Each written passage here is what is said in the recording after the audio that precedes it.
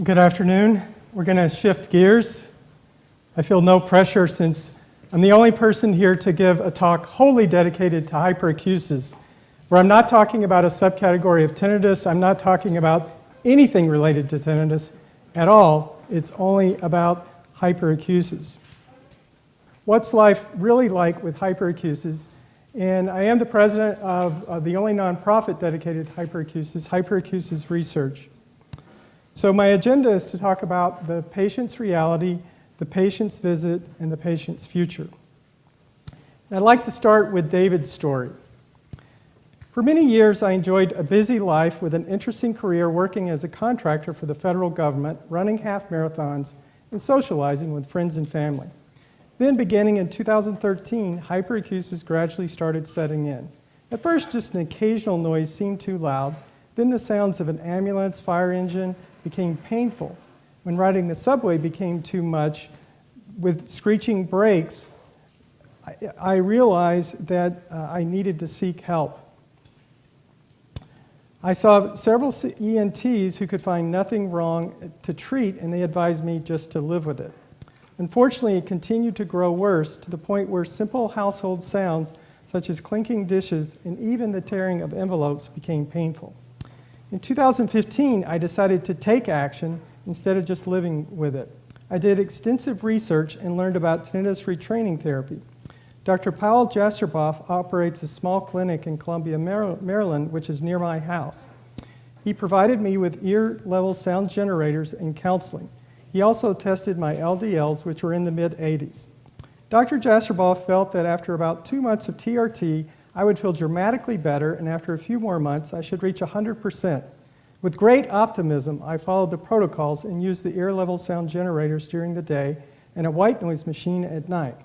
However, the pattern of gradual worsening continued, and I did not improve. After 6 months, the sound generators began to cause ear pain, even at the lowest setting, and I was forced to discontinue the treatment. By the end of 2015, it became difficult to leave the house, except for necessary errands such as grocery shopping and doctor appointments. I could not work or socialize. In early 2016, I again consulted with 2 different ENTs to determine the cause. They had no ideas. By this point, my LDLs had decreased to the mid-60s. I learned of an experimental surgery for hyperacusis called round and oval window reinforcement surgery, which had helped a number of patients. I underwent the procedure in August of 2016. And while the surgery had helped many others, it did not improve my hyperacusis. Now it is the summer of 2017. The hyperacusis has stopped worsening, though it bottomed out at a fairly miserable level, and I would guess my LDLs are still in the mid-60s. But other symptoms have worsened, including tinnitus, ear fullness, and ear pain. The ear pain usually persists 24/7, and it's not correlated with noise that is experienced by other patients. This condition has been completely life-altering for me, and every hour of every day is a challenge. In terms of my noise history, I'm 50 years old and led a relatively quiet life. My job has always been in an office environment. About a year before my hyperacusis started, I did suffer a moderate blow to the head. As a teenager, I mowed lawns several times a week without ear protection, but when I went to concerts, I did wear earplugs. I look forward to breakthroughs in research that will enable me to resume interacting with the world again. I especially miss seeing my 4-year-old niece, Zoe, and I'm trying to do what I can personally to help make this happen.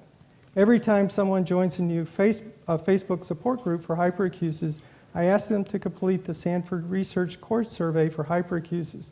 So far, I've asked over 1,800 people, and as a result, the number of completed surveys has nearly tripled. I also created a fundraising campaign for hyperacusis research, which wrapped up this spring and raised over $12,000.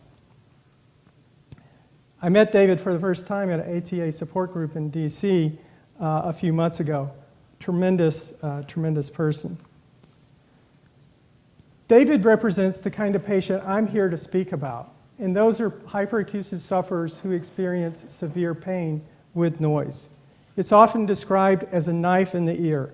I first presented this concept at the Association of Research for Otolaryngology in 2013, which is the first time in that forum there was ever a workshop dedicated to hyperacusis. These patients always experience ear pain with varying levels of sound. Most have sought treatment with standard clinical methods, such as you've heard about today, and they do not work and have not worked for many of these people. Most are trying to use all available resources to improve. They're not clinically depressed. They may experience very difficult situations emotionally, but they're eager to get on with their life. Most know the research very well. They're very up to date on the latest research among the basic ear research scientists. Next, I would like to read about the patient's visit to an audiologist. The audiologist's website said he treats hyperacusis, so I was hopeful he would be different from the others, who had no idea what I was talking about when I mentioned noise-induced pain. The 50-mile drive had already started a mild burning in my ears. I opened the squeaky door into the waiting room only to find a parent with a crying infant. I approached the desk where the staff were busy with office work, answering ringing phones, stapling papers together, typing on clackety keyboards. Someone's cell phone rang. Once I sat down, I saw an office worker feeding a shredder just in time to plug my ears with my fingers. Outside the office, a lawn crew arrived with lawnmowers. At this point, I was feeling assaulted by noise, so I put on my industrial earmuffs. After about 15 minutes, I was taken back to the audiologist's exam room, which initially seemed quieter. But when the audiologist came in to greet me, he slammed the door behind him. His speaking voice was loud, so I requested him to keep it down. "Sorry," he said, "this is how I talk." I inched my chair as far away as possible. The exam found nothing wrong with my ears. My hearing test came out what is defined as normal, though with a clinically insignificant noise notch. At this point, my ears were burning, ringing, and full. Next, he said he wanted to determine the loudness levels that I find uncomfortable, so he proceeded to do an LDL test. I found it difficult to make any objective judgment since my ears were already hurting from the noises I had just been exposed to. The audiologist said that I needed not to worry about everyday noises since they can't cause harm. Although he never asked what everyday noises I was exposed to, and never mentioned the importance of the duration of noise. He said that everything less than 85 decibels is safe, but I don't think he had read the CDC or NIOSH communications clarifying what should be considered safe noise levels for the public. While NIOSH recommends an occupational standard of 85 decibels for workers over an 8-hour workday, even though 8% of workers will get hearing loss at that level, they referred to an EPA report which recommended a 70 decibel 24-hour time-weighted average for environmental noise for the public. In other words, 85 decibels isn't the safe magical limit for healthy people, let alone people with hyperacusis. No audiologist I visited ever mentioned the risk of sound at 70 decibels or above. He also never mentioned how easily one can monitor sound level exposure with a trustworthy sound meter app, such as the one NIOSH recently released and recommends for better hearing health for the public at large. I asked the audiologist if he knew why sounds could create pain. He said maybe it was an overreaction for a fear I developed for sounds like the one that caused my hyperacusis. I asked him if he had read the research by Paul Fuchs, Charlie Lieberman, and others that are uncovering certain nerve fibers in the inner ear that carry pain signals. He didn't say if he was familiar with the work, but indicated it wasn't important since my problem was an anxiety I had developed about loud noise. I drove home in pain, slept for 3 days, and woke up to worsened symptoms. I returned from this visit worse than ever. While this story is fiction, it was developed from the hundreds of real stories I've heard. I'm sure it doesn't represent anyone here as you're all seeking to be educated. But there are, unfortunately, a lot of patients who go through some of these experiences, and the collective story makes up this story. I think the opportunities for us in the clinical world is to ask these questions. What kinds of accommodations do you make for a hyperacusis sufferer when you know one is coming to visit? Have you ever measured the sound levels of your office during busy times? Are you aware of what might help improve the visit for a person with hyperacusis, such as not scheduling at a time when there are going to be young children present, or instructing your office workers certain activities not to do during the hyperacusis visit in the waiting room? Are you aware of what the real safe noise levels are for the public?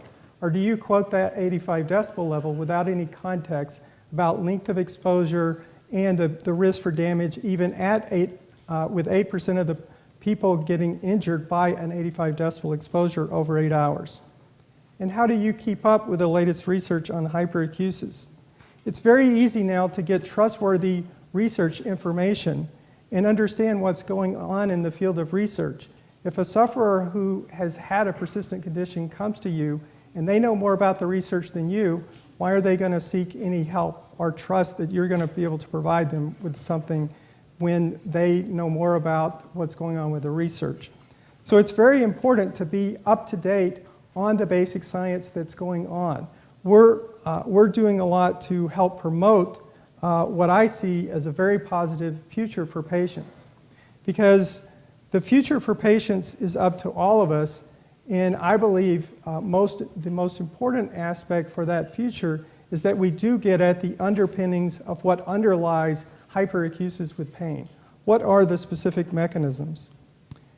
And therefore, I think the patient care will be best served when you take that latest science into account.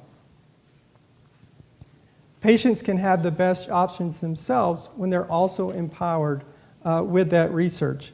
And I'm going to close in focusing a little bit on some of the things we're doing to see that happen. First of all, we've got a roadmap to a cure, and this was modeled off of the tinnitus roadmap to the cure for ATA, where we're focused on getting research funded that is helping to identify the potential mechanisms for hyperacusis with pain, elucidate those mechanisms, and then look to see how we can translate that to clinical improvements and guidelines for a cure. To accomplish this, our nonprofit is raising money to directly fund research grants. Some of these are clinically focused, most are basic science focused. We've raised over $140,000 in about 6 years, have administered 5 grants through our partner with the Hearing Health Foundation, the first of which Dr. Tyler was able to have to do the most extensive literature review ever done on hyperacusis. That's readily available in AGA and has a lot of good background context if you're not familiar with the science. One grant we funded was for a Harvard Massiah Near postdoc, Zian Gang, who's looking at hyperacusis mechanics, specifically related to the one disorder of superior canal dehiscence and its uniqueness. An exciting thing about the work there in Massiah Near is they are including hyperacusis as part of their mission.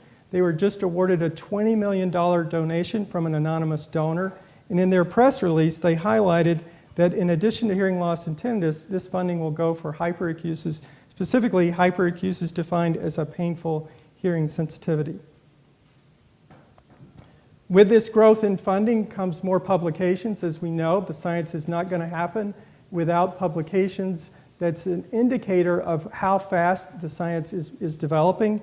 We've seen a doubling of that. And more importantly, the NIDCD funding has increased in recent years to $1.8 million in the last year. We're excited by that, but that's still an extremely low number. As those who participate in clinical or basic science research knows, lower level grants start at several $100,000 typically for big projects. In order to ensure that we can grow the nature of fundraising capability, we're trying to educate the public about this phenomenon. Starting in 2014, we were excited to get on the show ABC's 2020 program with a program dedicated to the problem of hyperacusis in a couple and another person. That year was really big on building from that to have local channels cover it, the New York Times and BuzzFeed articles highlighting the condition. That really helped propagate a much bigger awareness in the public at large.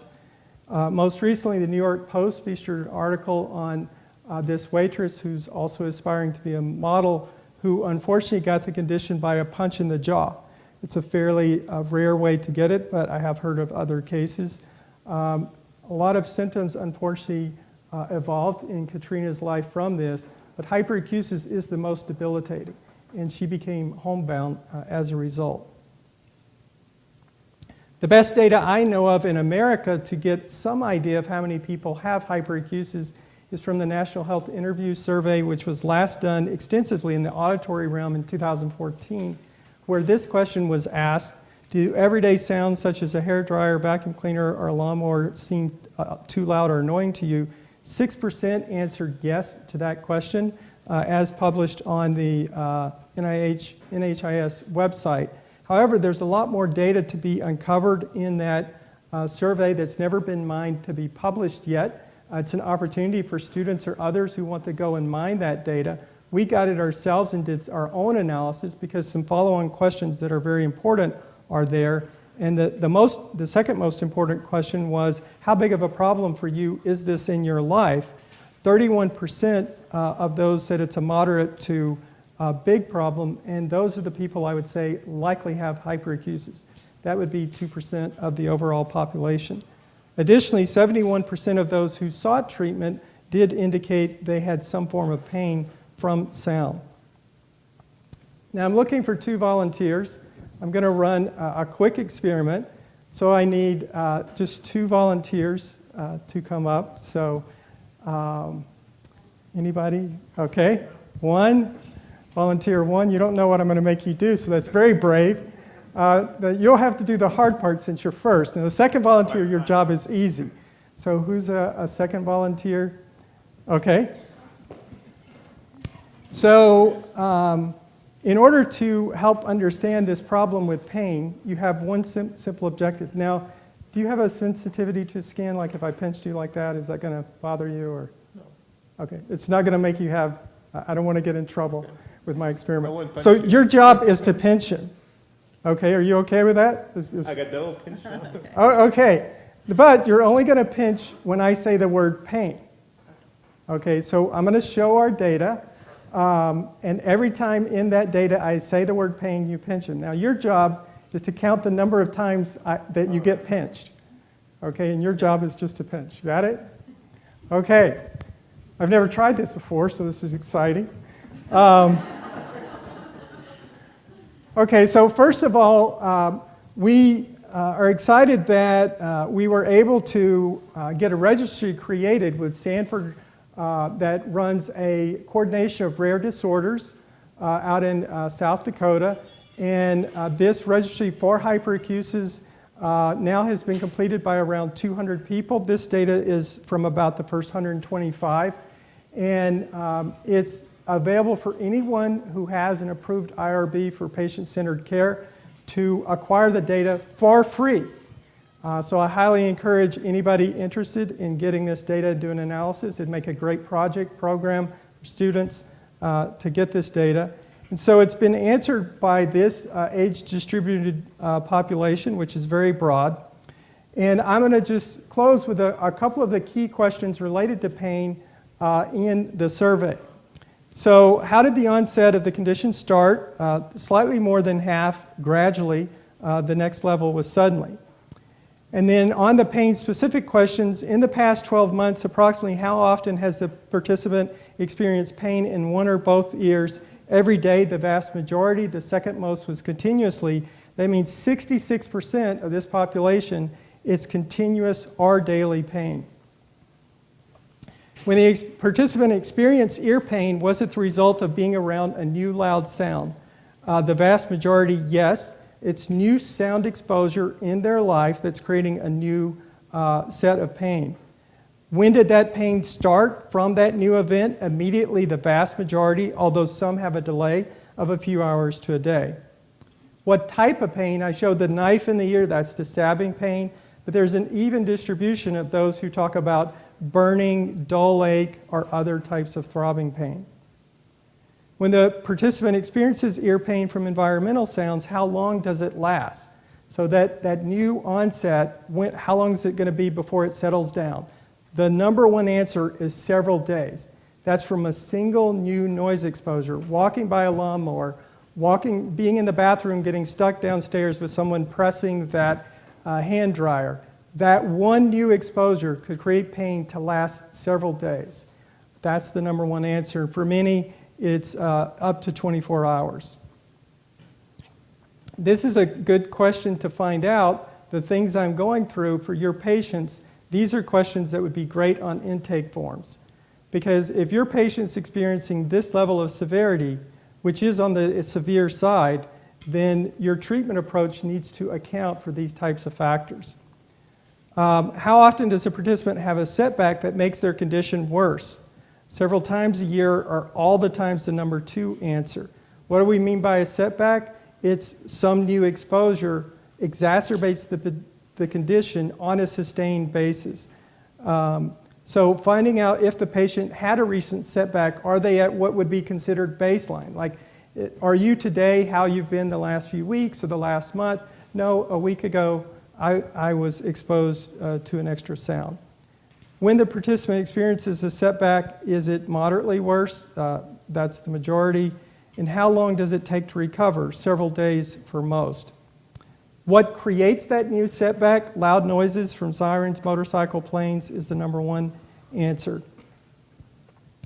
Okay, so how many times were you pinched? I think 12. You think 12? Okay, and what do you think would have helped you to not feel pain from that pinching? Well, I had I wanted to become friends with my pain.